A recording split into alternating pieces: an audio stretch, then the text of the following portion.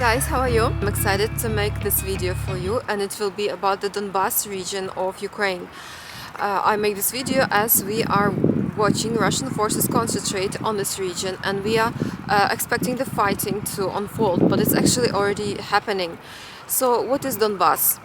For those people who are not really familiar with this region, it is the industrial heart of Ukraine. It is historical, cultural and economic region of southeastern Ukraine. It has population of over 4.1 million people, and Donetsk is the unofficial capital of this region. So in this video I want to tell you how to pronounce the names of major cities of Donbas, and I will also tell you how to pronounce the names of other locations that were mentioned in the media recently.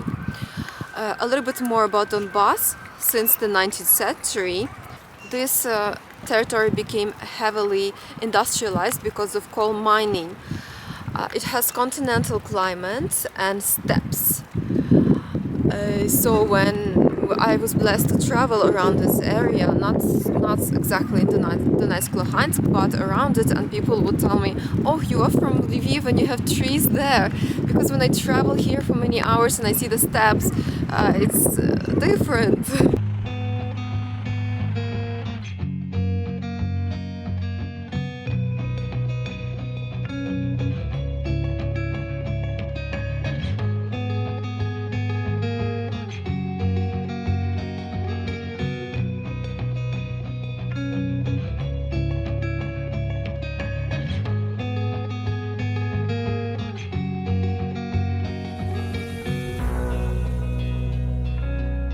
Two-thirds of this area was a part of Ukraine, and one-third was captured 8 years ago by separatists. And basically February 24th to 23rd, Russia announced, voted for its independence, and then started full-scale invasion of Ukraine. So yeah, they have the one-third of the territory. Using Google Maps, let's see the geography of this region and also learn how to pronounce the names of major cities. Donetsk, as I said, is the unofficial capital of Donbas and fifth largest city in Ukraine. Luhansk. Also, I want to tell you that this region is Russian-speaking, especially in major cities. There was a heavy attempt to Russify this region, even though these people are really hardcore. Our politicians say that Russia will break its tooth. Okay, Mariupol.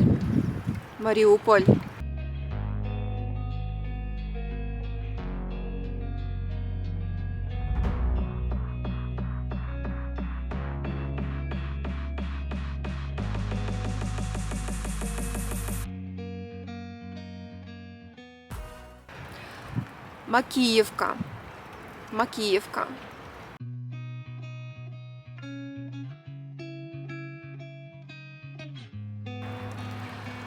Горлівка.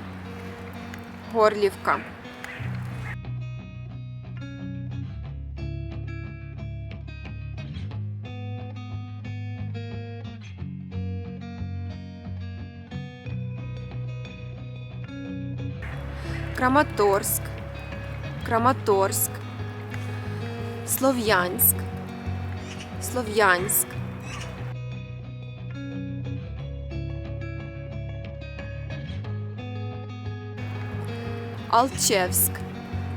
Алчевськ. Сєвєродонецьк.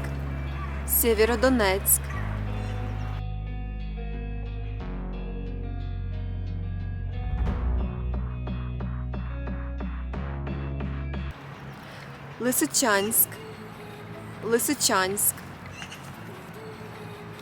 Also, I want to mention to you other names of other towns or cities that were in the news recently. For example, Kramatorsk, which was hit several days ago by a missile strike, the train station. So it shows Russian attempt to terrorize the local population and also cut the rail station off.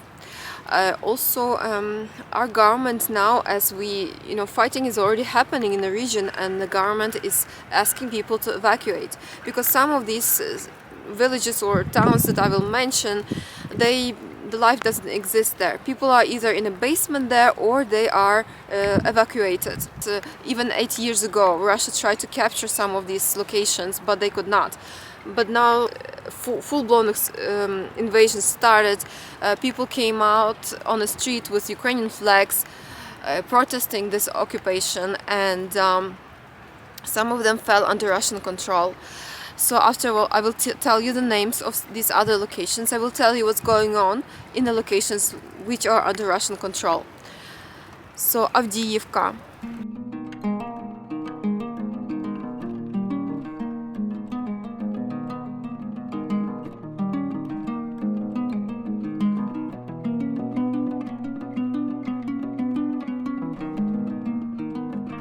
Ilovaisk.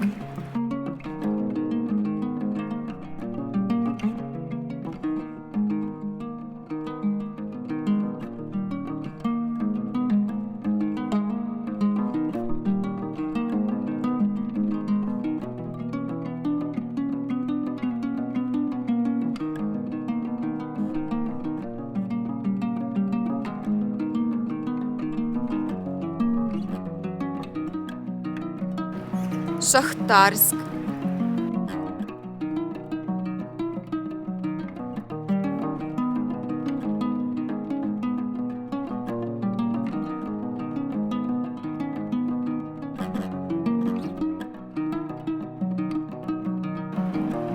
Сніжне.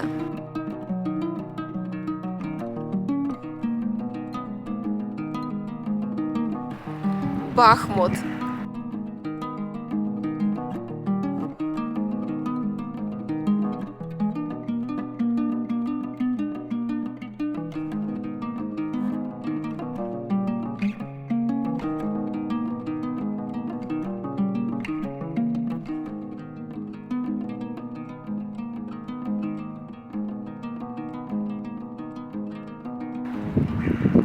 Щастя, which means happiness.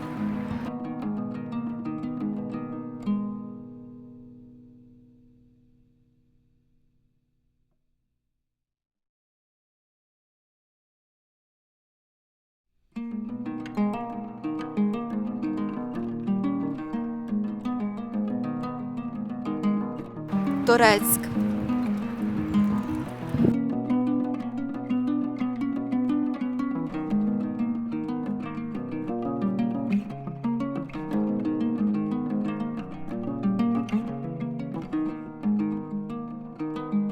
Золоте.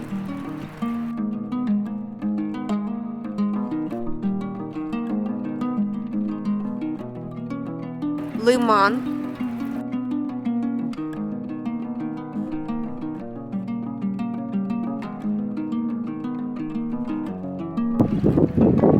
So what's happening in the captured regions? People basically saw the loss of Ukrainian cell coverage. Prices rose like crazy, and people could not withdraw money from Ukrainian banks. They could not get their retirement, whoever is retired. They saw on the shelves of the stores, they saw increasing number of Russian products. Also, only Russian news are there now on television, and only people who have private satellites can get international news or Ukrainian news. And also, basically in some cities, as I said, in some towns, life doesn't exist. People are either in a basement or evacuating. Russia tries to bomb the railway connection to destroy railway. That means people cannot evacuate. They will have to evacuate by buses, so much less people will be able to extract from the region. How people make money now? They are in line to withdraw money from ATMs. There's only a few people can withdraw it every day, so they are waiting in line for several days, and also they pay commission for somebody to withdraw money for them. And there are fees for somebody privately to evacuate them from the region, around from 1,000 to a few thousand hryvnias. So it's better to use official government channels to evacuate, which is free. I also want to point out that Russia, in an attempt to capture the capital, probably through its very good troops there, and it's so the troops saw Russia saw its defeat, Russia is retreating, and Russian soldiers seeing decreased morale because we noticed that Russia is leaving its soldiers behind, the wounded. And now, as we are recapturing the Ukrainian cities, we find these wounded Russians. And so this is just also the special forces, Kadyrov forces, are there staying behind, shooting Russian soldiers who try to retreat. So all of this is just showing deteriorating position of Russia. So we understand very well the danger in Donbas, but our main weapon is the prayer and the truth. So thank you for watching this video, for traveling around Ukraine with me, for learning about Eastern Ukraine. There's a lot to see. Industrial tourism is very interesting to explore.